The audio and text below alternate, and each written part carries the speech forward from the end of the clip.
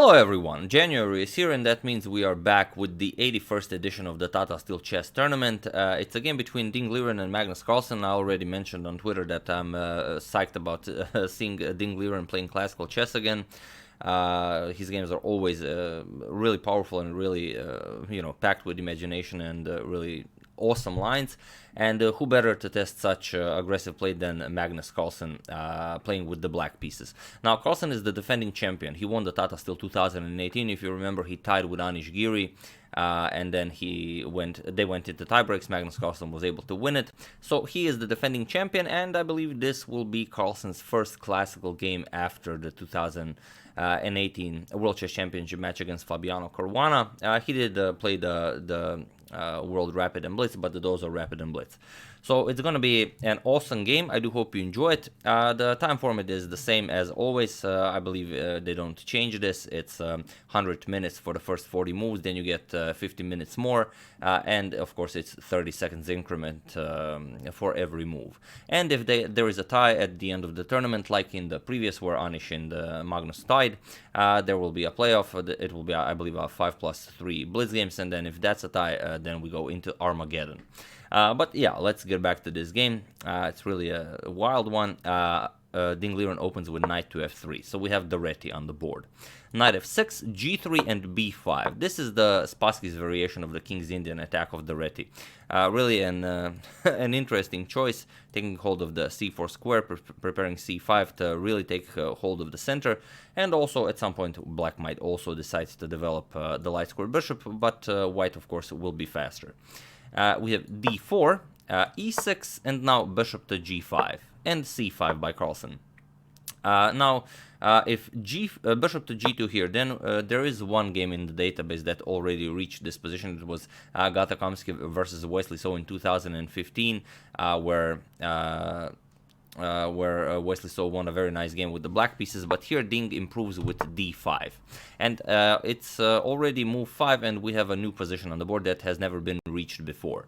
So what do you do here? If you play captures here, then it's a playable move, but let's say after bishop captures, queen captures on f6, white might get the idea of playing queen captures on d5, saying, okay, if you grab on b2, I'll capture your rook, and I'm faster, with capturing rooks. But it doesn't work. If queen captures, then black will not capture the rook, but instead queen c1 checkmate. So there are some tricks here.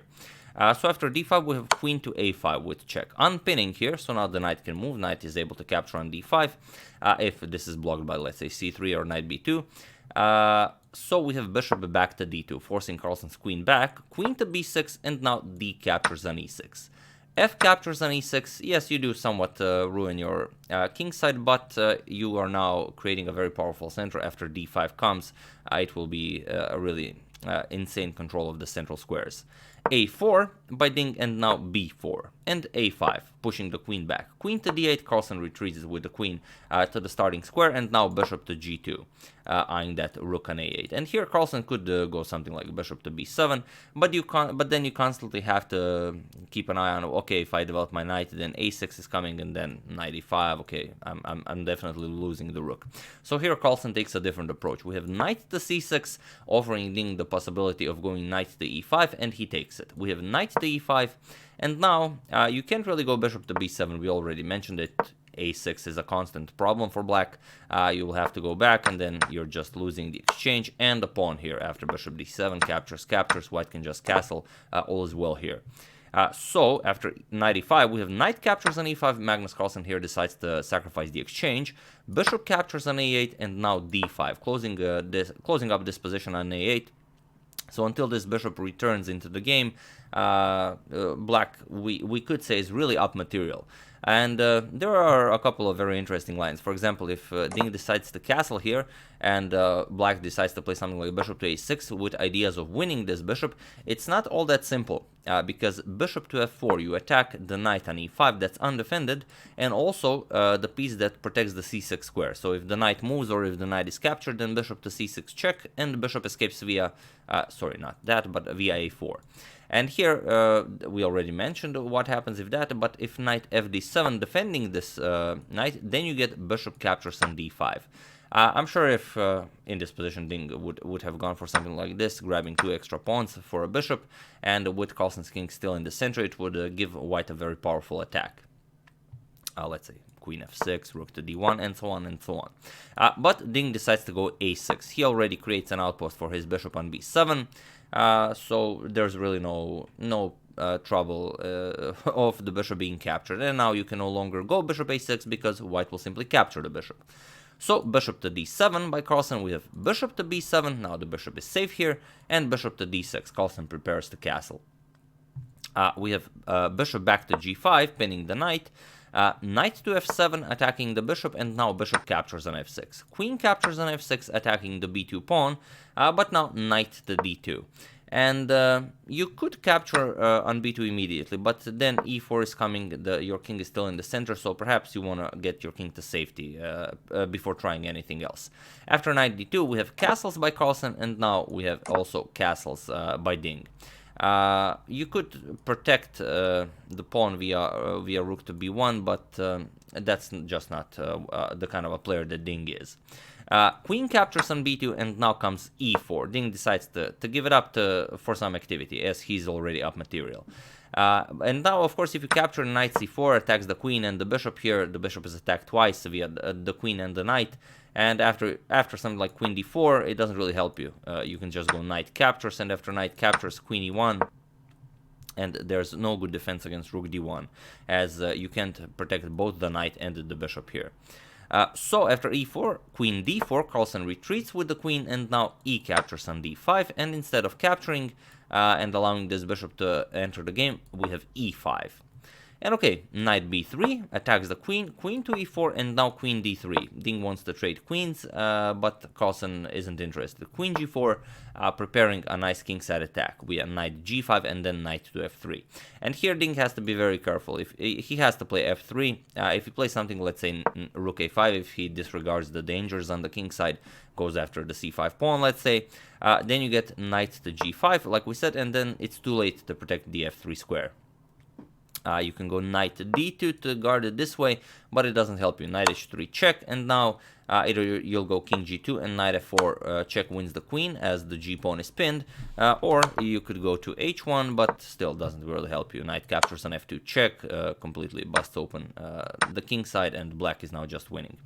So after queen G4, Ding goes F3, attacks the queen, queen to H5, and now knight D2.